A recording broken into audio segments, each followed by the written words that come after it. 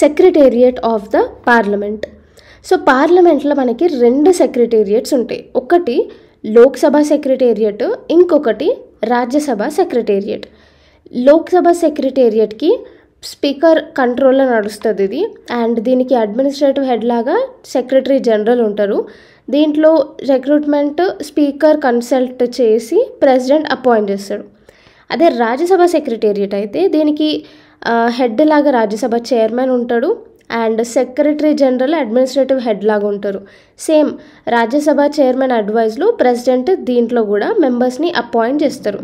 So ఈ 2 secretariats ఏం చేస్తాయి, వీటి మెయిన్ ఫంక్షన్ ఏంది అంటే పార్లమెంట్కి రీసెర్చ్ అండ్ రిఫరెన్స్ తయారు చేసి ఇస్తారు.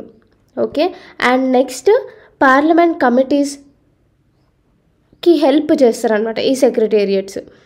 తర్వాత పార్లమెంట్ మెంబర్స్కి శాలరీ అండ్ అలవెన్సెస్ చూసుకుంటారు. పార్లమెంట్లో ప్రిసైడింగ్ ఆఫీసర్స్కి సెక్రటరీ జనరల్ అడ్వైజ్ చేస్తూ ఉంటారు ఏం చేయాలి అనేసి. అండ్ సో ఇవన్నమాట ఫంక్షన్స్. సో ఇక్కడ ఆర్టికల్ 98 కింద లోక్సభ ఇంకా రాజ్యసభకి సపరేట్ సెక్రటేరియట్ స్టాఫ్ ఉండాలి అనేసి ఈ ఆర్టికల్ చెప్తుంది.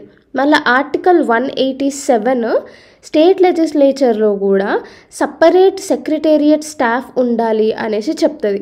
1952లో first time council of states secretariat and parliament secretariat form అయినాయి.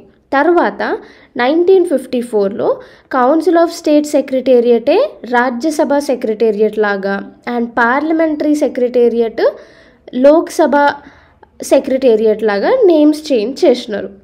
సో ఇదన్నమాట ఈ 2 సెక్రటేరియట్స్ గురించి.